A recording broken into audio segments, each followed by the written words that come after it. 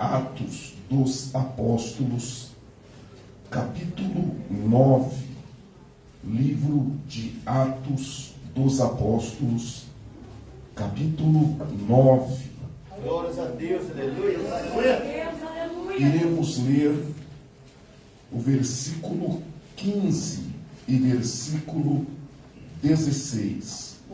Atos dos Apóstolos, capítulo 9, versículos 15 ao versículo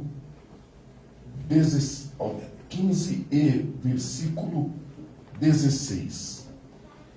Quem encontrou pode dizer amém? Amém. Diz assim: mas o Senhor lhes disse: vai, porque este é para mim um instrumento escolhido para levar o meu nome perante os gentios e reis, bem como perante os filhos de Israel. Pois eu lhes mostrarei quanto lhe importa sofrer pelo meu nome. Deus, Amém? Vamos nos assentar. Maravilhoso, Deus. O contexto desta palavra se dá em meio a uma grande perseguição. Mantenha comigo a sua Bíblia aberta no capítulo 9, versículo 1, diz assim: Saulo, respirando ainda ameaças e morte contra os discípulos do Senhor, dirigiu-se ao sumo sacerdote e lhe pediu cartas para as sinagogas de Damasco, a fim de que, caso achasse algum que era do caminho, assim homens como mulheres os levasse presos para Jerusalém. É isso que Paulo está fazendo. Capítulo 8, a primeira perseguição contra a igreja de Jesus. A igreja nasce em Atos, capítulo 1. Capítulo 8, temos a narrativa da primeira grande perseguição. Atos, capítulo 9, temos Paulo liderando uma comitiva, Saulo liderando uma comitiva e indo para além de Jerusalém. Ele está pedindo cartas, autorização para ir até Damasco, na Fenícia, para prender o primeiro nome. Os cristãos, antes de serem cristãos, eram chamados aqueles que andam no caminho, ou os do caminho. Por isso você encontrou aí na sua Bíblia, dizendo no versículo 2, a fim de que, caso achasse alguns que eram do caminho. Esta foi a primeira terminologia atribuída aos seguidores de Jesus, os do caminho. E Paulo, portanto, está liderando uma comitiva que sai de Jerusalém com cartas autorizadoras até a Fenícia, um outro país, até a capital deste país, Damasco, com uma clara finalidade: prender todos os cristãos que encontrasse pelo caminho. No versículo 3 diz assim: seguindo ele estrada fora, ao aproximar-se de Damasco, subitamente uma luz do céu brilhou ao seu redor, e caindo por terra, ouviu uma voz que lhe dizia: Saulo, Saulo, por que me persegues? Esta é uma verdade da Bíblia, e para muita gente, uma verdade desconfortável, incômoda, porque gostamos de estar no controle das coisas. Gostamos de estar até mesmo no controle da nossa relação com Deus. Porém, este texto vem nos fazer lembrar que não somos nós que estamos no controle da relação com Deus. Deus está no controle de todas as coisas. Amém? Você está lendo na Bíblia. Não é um Paulo que está procurando a Deus. Não é um Paulo que está procurando Jesus. Paulo não está procurando Jesus. Verdade. Paulo não está procurando Deus. Ao contrário, Paulo está procurando perseguir os cristãos. Perseguir os irmãos. Mas este texto me faz lembrar que Deus, e não eu, Deus, e não você, é quem está no controle da vida. Digo isso, irmão, porque nós temos a habitualidade, e eu digo uma habitualidade, e daqui a pouco eu explico porque de uma habitualidade, de que nós procuramos Deus. Deus é um ser passivo, sentado num trono, esperando a nossa ação. Deus age em reação à nossa ação. E isto não é uma verdade na Bíblia. Deus não está passivamente assentado num trono. Deus está majestosamente governando o universo, governando o mundo, governando a história, governando a minha e a tua vida, governando a vida de Paulo, quer ele queira, quer ele não queira, Deus governa sobre todas as coisas. É isso que estamos lendo. Um Paulo absolutamente alienado acerca de Deus, distante de Deus, cego para o reino de Deus. Mas diz aqui o versículo 3 que lemos: seguindo ele, estrada fora, ao aproximar-se de Damasco, subitamente uma luz do céu brilhou ao seu redor. É Deus que brilha sobre a tua vida. É Deus que brilha sobre o meu caminho. Não sou eu, mas Ele, porque Ele é quem governa todas as coisas. Vamos a alguns exemplos demonstrando de que isto não é uma particularidade na vida de Paulo. Ora, se pensarmos desde o início, desde o princípio, não foi Noé que procurou a Deus. Não foi Noé que fez qualquer proposta a Deus. Mas Deus encontrou Noé para que através de Noé o seu nome fosse glorificado. Diz a Bíblia Sagrada que Noé achou graça diante dos olhos de Deus. Isto significa o amor imerecido de Deus foi derramado sobre quem não merecia. O amor santo de Deus foi manifestado sobre aquele que era pecador. Achar graça quer dizer Noé foi alcançado pela graça de Deus. E nós estamos aqui por isso. Se eu continuo lendo a Bíblia Sagrada, eu vejo que Abrão, em Ur dos Caldeus, não está procurando Deus. Não saiu em uma jornada atrás do verdadeiro Deus. Mas Deus encontrou Abrão e disse: sai da tua casa e da tua parentela e vá para a terra que eu te mostrarei, e eu te multiplicarei como a areia do mar e como as estrelas dos céus. Você pode glorificar a Deus por isso. Um Deus que coordena e um Deus que comanda a vida, um Deus que alcança Noé com sua graça, um Deus que, como Paulo, ilumina o coração de Abrão, o retirando de Ur de Caldeus para a terra das suas peregrinações. Se eu pensar um pouquinho mais adiante, eu verei que Jacó em nenhum momento está procurando Deus ou a bênção de Deus. É sua mãe que está coordenando tudo. É sua mãe que diz: vai, vista a roupa de Esaú, teu irmão. Vai, me traga um cabrito para que eu faça um guisado saboroso para o seu pai. E quando ele tem medo e diz: mãe, o pai vai perceber que eu não sou Esaú, ela diz: que recaia sobre mim a ira do teu pai. Jacó está tateando, obscuro, sem entender a grandeza e a beleza de Deus.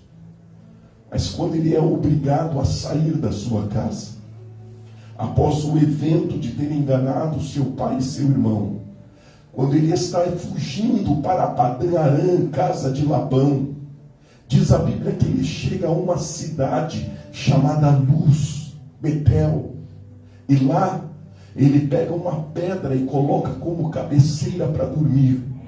E quando dorme, ele tem uma visão e vê uma escada que sai da terra e vai até o céu, e que anjos subiam e desciam por esta escada. E lá Deus gritou e disse: eu sou Deus de Abraão, de Isaque, teu pai. Eu estarei contigo em tua peregrinação. Eu te abençoarei e te multiplicarei. E tu voltarás e me adorarás neste lugar.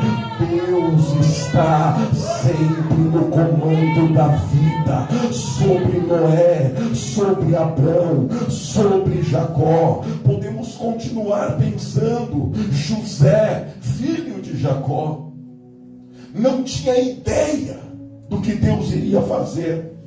Não é José que procurou ser o mais proeminente entre os seus irmãos. É José o passivo. É José o reativo. É Deus o ativo.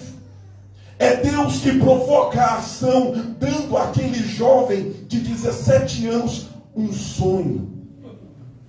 O seu feixe de trigo se levantava, enquanto o feixe de trigo dos seus irmãos se dobravam diante dele.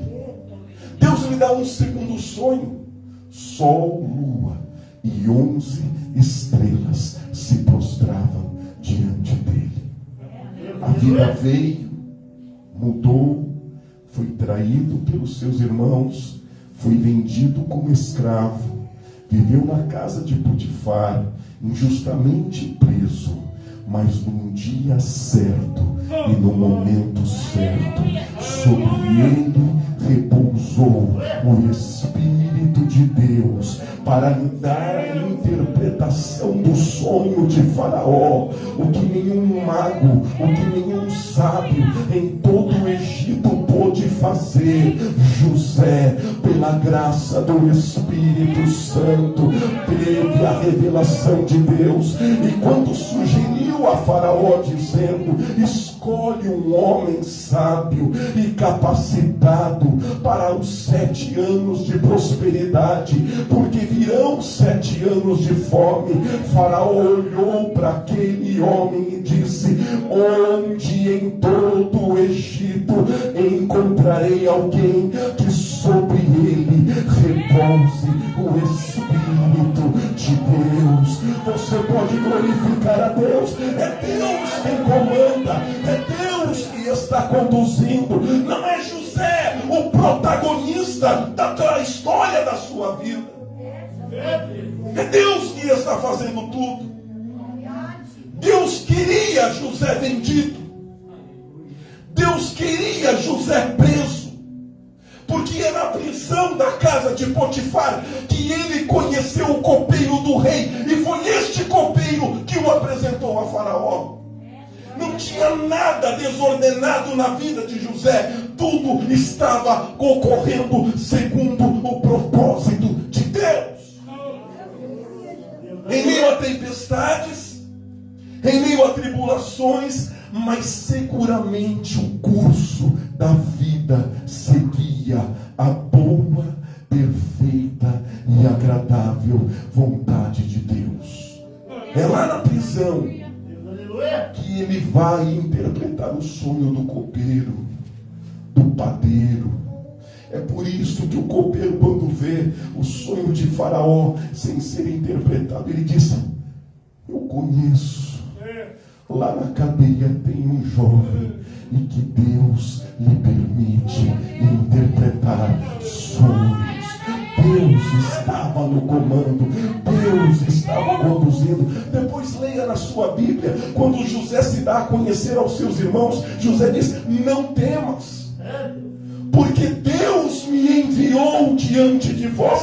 Deus me enviou para que hoje houvesse provisão sobre a casa de Jacó. José diz: foi Deus que mandou, foi Deus que guiou. É Deus que comanda, irmão. É Deus que está no centro de todas as coisas.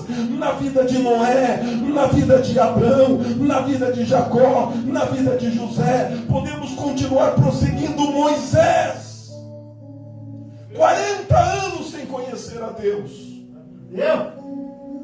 Não há um registro na Bíblia, um sequer, de que Deus tenha falado com Moisés. Comete o erro de fazer justiça com a própria mão, matando um egípcio que atacava um hebreu. Teve que fugir, foi para Midian, conheceu Jetro, ficou mais 40 outros anos pastoreando ovelhas no deserto de Midian. Só aos 80 anos de idade, Deus quis iluminar o coração de Moisés. Deus quis encontrar Moisés aos 80 anos. Aleluia, Jesus. 40 anos sem conhecer a Deus, pensando ser Ele mesmo por si só o libertador de Israel. Outros 40 anos exilado, e agora aos 80 anos de idade, fazendo o que já fazia nos últimos 40 anos, pastoreando ovelhas no deserto de Midian. Deus quis colocar no caminho de Moisés uma sarça ardendo em fogo. Deus quis que ele visse aquela sarça ardendo e que isso lhe chamasse a atenção, porque embora ela ardesse em fogo, ela não se consumia. E Moisés diz: eu vou subir, eu vou olhar de perto essa sarça que queima, este arbusto que queima, mas não se consome. E quando ele começa a subir, ele vai pela primeira vez ouvir Moisés: Moisés, tira a sandália dos teus pés, porque a terra em que você pisa é terra santa. Você pode adorar e glorificar a Deus, este Deus que tudo sabe, este Deus que tudo faz, este Deus que governa a vida do homem, que governa sobre todas as coisas, sobre todas as coisas. Poderia avançar um pouquinho mais e me lembrar de Samuel. Sequer entendia a voz de Deus, era uma criança na casa de Eli, uma criança doada por Ana, sua mãe, que fez uma promessa no templo, que se ela ficasse grávida, ela doaria o seu filho para ser sacerdote. Deus ouve a oração de Ana, nasce Samuel, ela entrega para Eli, Eli começa a criar essa criança, e ele ainda uma criança, num dado dia, ouve de madrugada alguém dizer: Samuel, Samuel. E ele corria para Eli e dizia: eis-me aqui. E Eli dizia: vai dormir, Samuel, eu não te chamei. E quando Samuel deitava, ele ouvia de novo: Samuel, Samuel. E ele corria de novo para Eli, e Eli dizia: eu não te chamei, vai deitar, Samuel. Numa terceira vez ele ouviu de novo: Samuel, Samuel. Quando ele correu para Eli, Eli pensou: talvez Deus esteja querendo falar com esse menino. Então ele disse: Se você ouvir chamar o teu nome de novo, diga assim: fala, Senhor, porque o teu servo ouve. Uma criança que sequer entendia o que estava acontecendo, mas Deus iluminou, Deus alcançou, Deus resplandeceu a tua luz. E como entender os desígnios de Deus? Moisés aos 80 anos de idade, Abrão aos 75 anos de idade, Samuel, uma criança que sequer entendia, momentos diferentes, momentos completamente diferentes, mas um único Deus governando e reinando sobre todas as coisas. Davi, até o pai esqueceu dele. Quando Samuel chegou com azeite para ungir um rei de Israel, e disse: Jessé, eu estou aqui porque um dos teus filhos será rei sobre Israel. Jessé chamou todo mundo, um por um.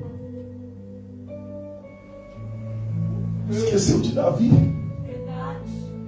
o mais novo, caçula, que estava cuidando das ovelhas. E foram passando um por um, e Samuel pensando: meu Deus, aonde está esse rei? E chega um momento que Samuel, inconformado, perguntou para Jessé: acabaram os teus filhos? E aí Jessé falou: tem o menor, o mais novo, ele está cuidando das ovelhas. E aí Samuel diz: chama ele, porque ninguém vai sentar-se na mesa enquanto ele não chegar. É Deus que escolhe, é Deus que governa a vida, irmão. E eu fico pensando de onde criaram esta história de que somos nós que estamos coordenando a nossa vida, procurando Deus, dizendo sim ou não para Deus, concordando ou discordando de Deus. Eu fico imaginando de onde tiramos esse evangelho. Verdade. Maravilhoso. Em que na cadeira que comanda a vida, eu estou sentado. Olha aí. Porque eu digo: Deus, eu quero. Não, Deus, eu não quero. Deus, eu faço. Não, Deus, eu não faço. Deus, eu concordo. Não, Deus, não, eu não concordo. Quando eu leio a Bíblia Sagrada, Deus me derruba desta cadeira e me mostra que só há uma cadeira governando a vida, e é a cadeira assentada por Jesus Cristo, o Senhor, e que eu sou servo do oleiro. Que história é essa do vaso falar para o oleiro o que ele tem que fazer, irmão? Isso não tem nem na visão de Jeremias, isso não tem nem em Romanos 9, isso não tem na Bíblia. Vaso não fala, não opina. Oleiro é quem comanda e faz o que ele quer, do jeito que ele quer, quebra o vaso que quiser, reconstrói o vaso quando quer. Jeremias me ensina que na relação com Deus eu sou só barro, só vaso, só barro. Não decido, não digo nada. Aqui direi, diz Romanos 9, como pode o barro dizer ao oleiro: por que me fizeste assim? Como pode o barro questionar o oleiro, dizendo: por que me fizeste assim? Diz Paulo em Romanos 9. E vivemos uma inversão de valores, porque somos o barro querendo dizer para Deus o que fazer. Como fazer? As nossas orações estão muitas vezes impregnadas, maculadas por este egocentrismo, porque consciente ou inconsciente, oramos dizendo que Deus tem que fazer. Com quem Deus tem que falar? Que porta Deus tem que abrir? O que Deus precisa me dar? Olha aí, Deus. E me esqueço da oração de Jesus, que me inspira, que me direciona, que me ensina a orar. É isto que está escrito em Lucas 11. Senhor, ensina-nos a orar. Ensina-nos a orar. E ensinando a orar, começou a dizer: Pai nosso que estás nos céus, Glória, aleluia. santificado seja o teu nome. Deus. Venha o teu reino e seja feita a tua vontade, assim na terra como no céu. Preste atenção. Antes de orar pelo pão, você ora: seja feita a tua vontade. Antes de orar pelo perdão, você ora: seja feita a tua vontade. Antes de você orar: não me deixe cair em tentação, você ora: seja feita a tua vontade. Antes de você orar: livra-nos do mal, você ora: seja feita a tua vontade. Tudo segundo a vontade de Deus, que reina majestosamente sobre toda a Bíblia Sagrada, sobre toda a Bíblia Sagrada. E é por isto que devemos prestar a Ele culto, porque tudo é por Ele, para Ele e para Ele são todas as coisas. Aleluia. Paulo não é exceção. Glória a Deus. Paulo é uma regra da Bíblia Sagrada. Todos obedecendo a voz de Deus, quando Deus quer, do jeito que Deus quer, no momento em que Deus quer, tudo decidido por Ele. Abra comigo a sua Bíblia em João 15, e versículo 16. Veremos Jesus de maneira clara dizendo aos apóstolos, dizendo a discípulos e dizendo a todos nós. Por isso está na Bíblia, para que pudéssemos ler, para que pudéssemos aprender. João capítulo 15 e versículo 16 diz assim: não fostes vós, não fostes vós que me escolhestes. Não é você que diz sim para mim, não é você que diz não para mim, não é você que me escolhe, não é você que me aceita, não é você que está no comando. Você não está no comando. Há um oleiro aqui. Você é vaso e você é barro. Há um oleiro aqui. O oleiro que faz assim. Gênesis 1. Aprendamos com a criação. Não cria o homem para perguntar o que o homem quer. O homem é criado no último dia da criação.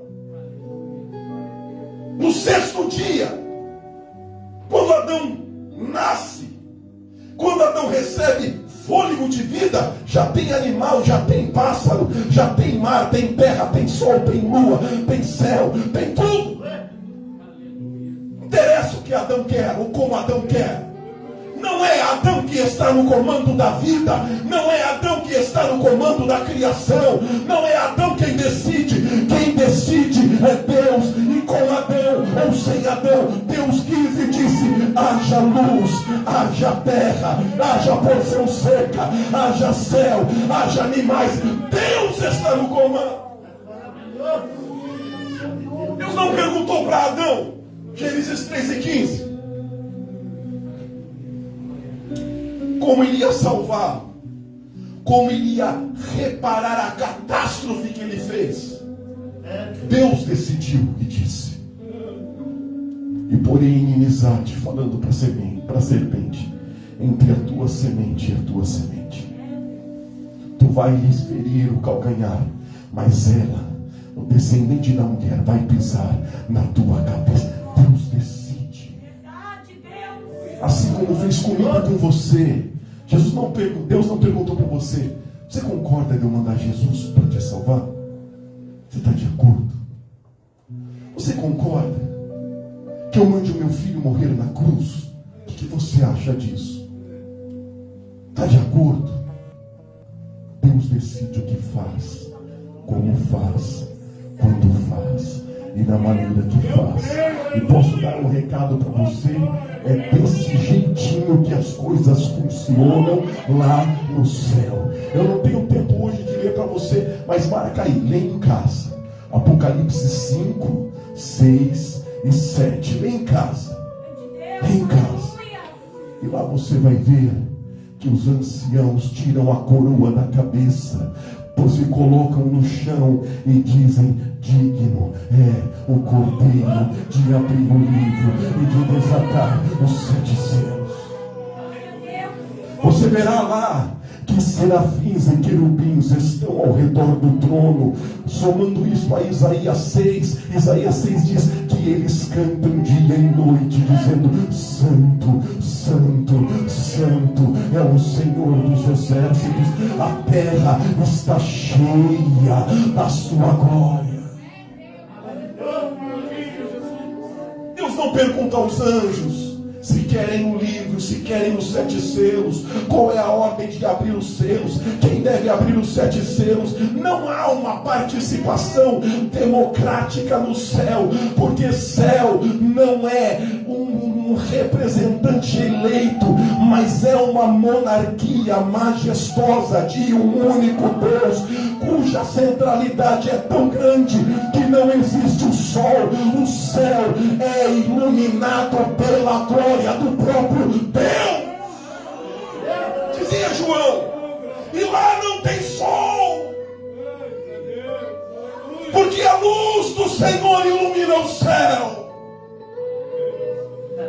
É a glória do Senhor que ilumina a extensão de todo o céu, sinalizando de que tudo é dele, tudo é para ele, tudo é para a glória dele. E se eu quero ser um vaso escolhido nesta noite, preciso começar a aprender como Paulo. Eita Deus, aleluia, Jesus.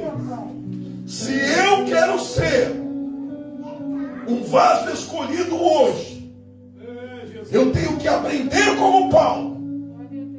Decide o que? Nada. Cai do cavalo a hora que eu quero.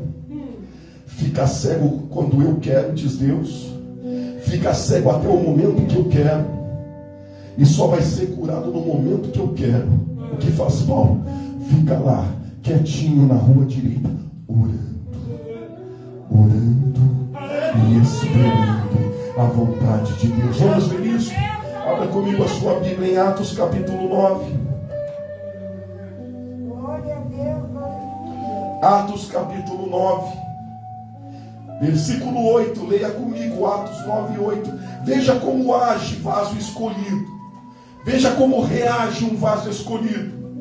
Então, a partir do versículo 8, se levantou Saulo da terra, e abrindo os olhos, nada podia ver. E guiando pela mão, levaram-no para Damasco. Esteve 3 dias sem ver, durante os quais nada comeu, nem bebeu.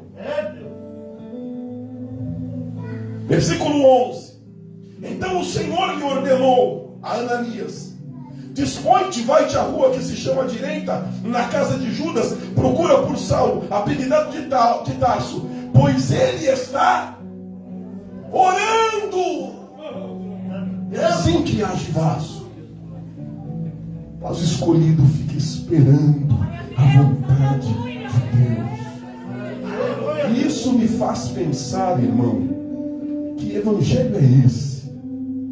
Já viu aí na internet, no YouTube? Já viu a campanha dos revoltados? Então digita depois lá no Google assim, ó, campanha dos revoltados.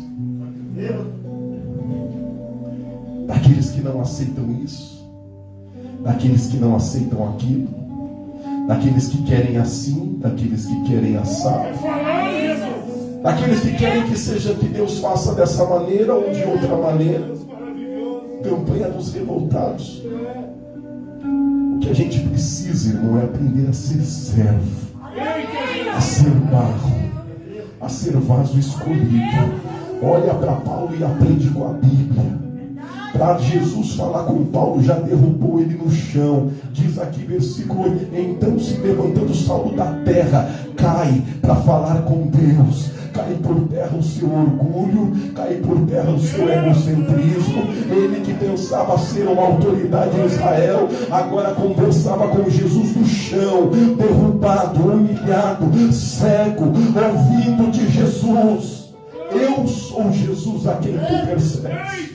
Não é uma relação igualitária, não é uma relação de igualdade, não. É um Cristo soberano e um Paulo caído por terra, humilhado.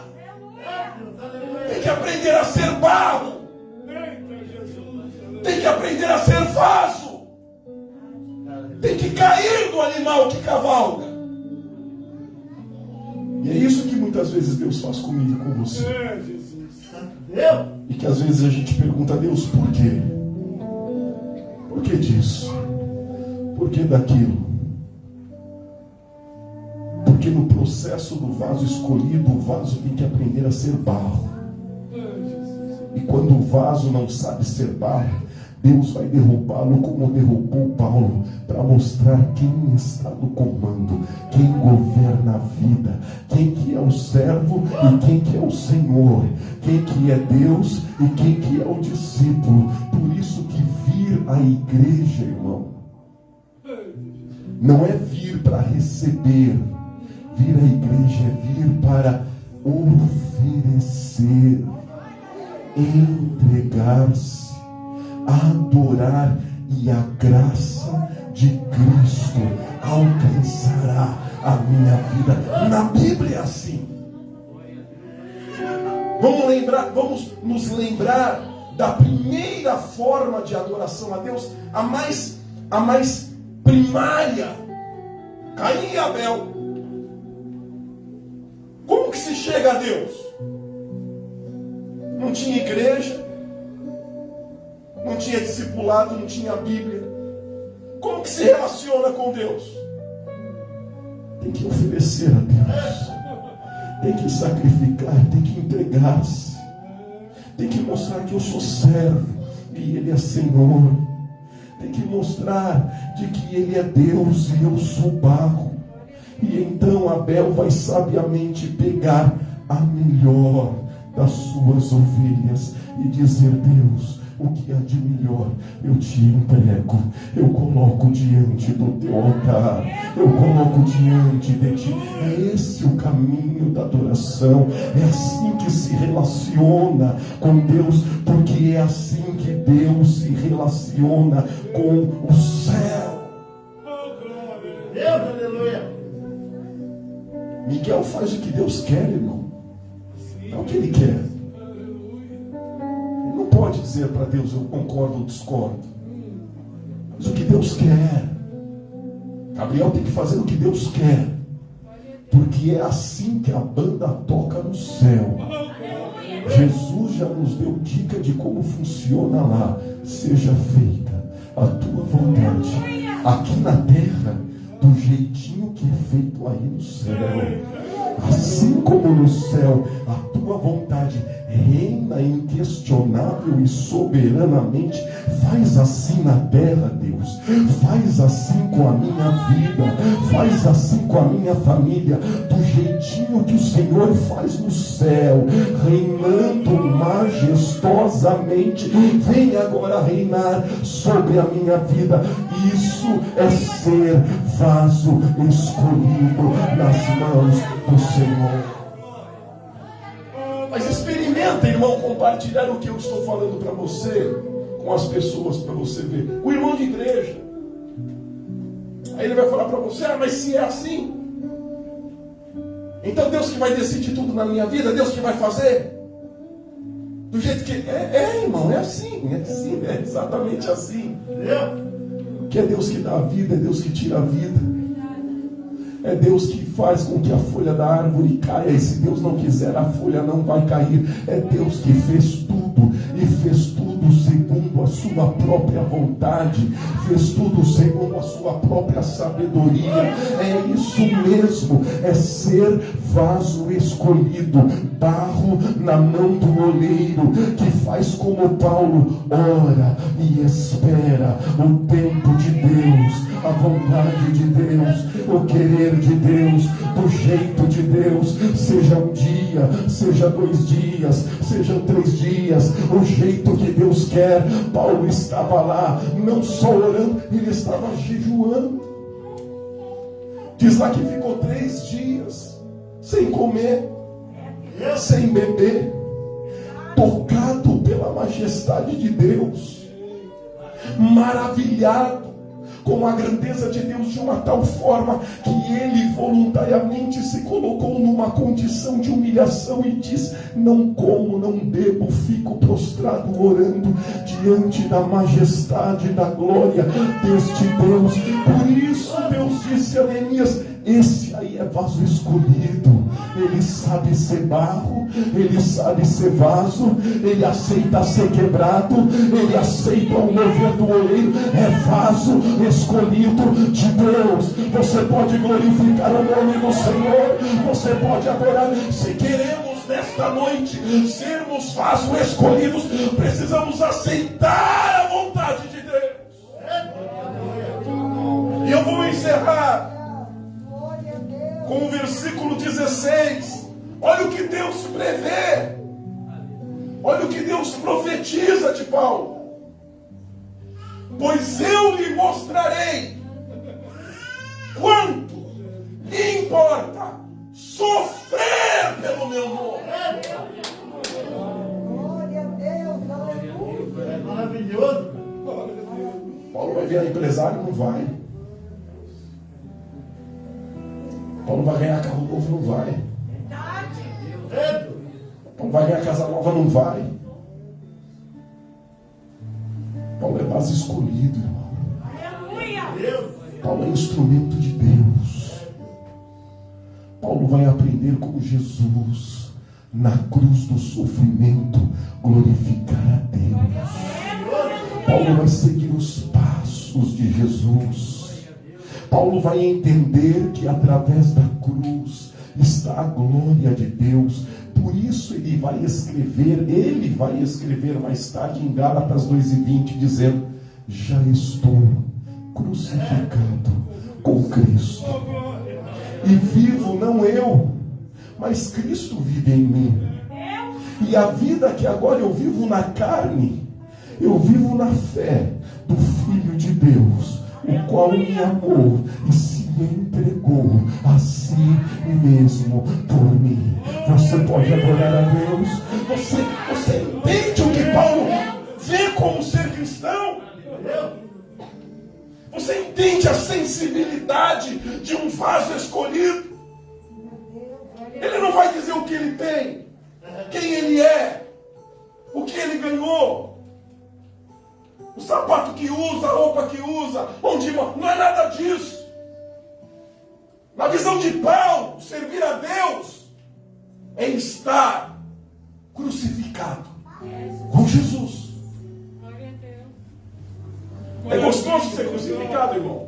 Glorioso, eterno Deus, aleluia. É gostoso? Alguém gosta de ser crucificado?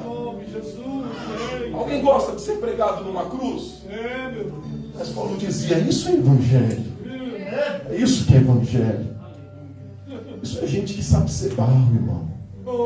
Isso é declaração de gente que sabe o que é ser quebrado, que se derrama, que se entrega. Irmão, eu falei que eu ia encerrar com esse versículo, mas eu vou encerrar com outro versículo aqui. Então abra aí, 2 Coríntios 11. E eu vou ler e a gente vai orar. 2 Coríntios, capítulo 11. Eu quero que você tenha ideia da dimensão disso que Jesus falou. Eu lhe mostrarei o quanto há de sofrer pelo meu nome. Então vamos ver aqui a declaração do vaso, do barro, do que ele sofreu por amor ao Evangelho. 2 Coríntios 11 e versículo 22. 2 Coríntios 11 e 22. São hebreus? Também eu. São israelitas? Também eu. São da descendência de Abraão? Também eu. São ministros de Cristo? Falo como fora de mim. Eu, ainda mais, em trabalhos, muito mais em prisões, em açoites sem medidas, em perigo de morte, muitas vezes. 5 vezes recebi dos judeus uma quarentena de açoites menos um. Ele falou 5 vezes, uma quarentena menos um. Levei 199 açoites. 199 açoites. Fui 3 vezes fustigado com varas. Uma vez apedrejado. Em naufrágio, 3 vezes. Uma noite passei, um dia e uma noite passei na voragem do mar.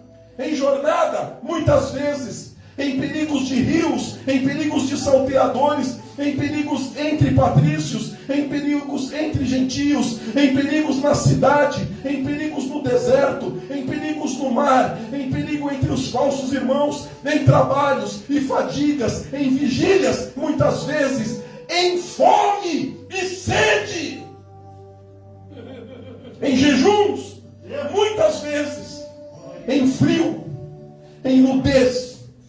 Além das coisas exteriores, há o que pesa sobre mim diariamente: a preocupação com todas as igrejas. Isso é vida de vaso escolhido de Deus. Isso é vida de barro, instrumento que vai morar no céu, que vai ser arrebatado, que vai ressuscitar, que será recebido na Nova Jerusalém. Então me perdoe e compreenda a minha discordância. Não venha me dizer que você é vaso pelo que você tem ou pelo que você ganhou. Não é isso que eu leio na Bíblia.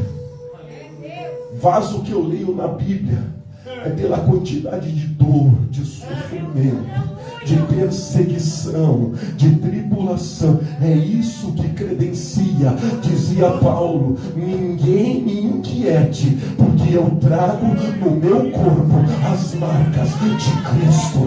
Isso é vaso escolhido.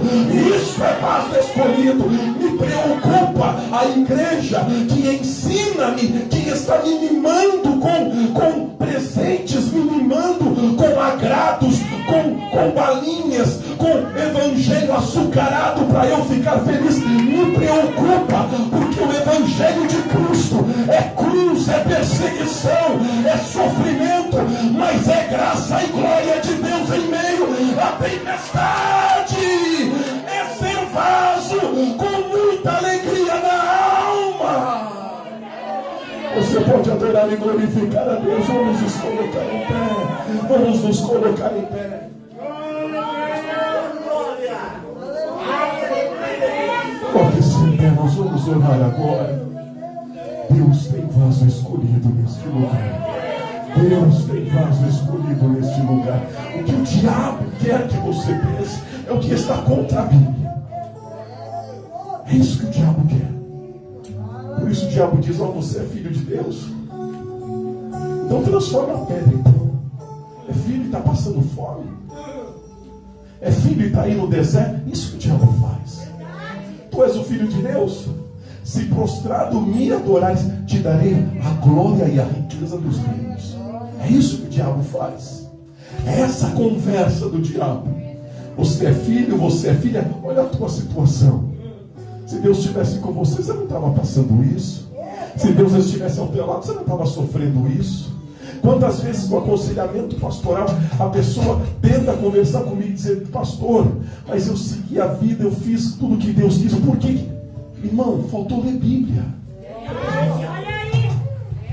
Porque se Paulo, que é Paulo, foi apedrejado, foi açoitado, foi fustigado por varas, se Paulo, que é Paulo, viveu naufrágios, perigos, como posso eu imaginar um evangelho diferente? Mas eu te garanto que em cada tempestade, que em cada açoite, que em cada tribulação haverá glória do Espírito Santo, haverá glória do Espírito Santo, haverá experiências indescritíveis, inimagináveis, que dinheiro não pode comprar, que jamais podemos sonhar, mas que se descobre na vida daquele que é vaso escolhido e que aceita a vontade do Senhor. Feche comigo os teus olhos. Você quer ser vaso escolhido de Deus? Deixa Ele ser o oleiro, deixa Ele amassar o barro, deixa Ele quebrar o vaso. Faça como Paulo, jejue, ore e espere a boa, perfeita e agradável vontade de Deus.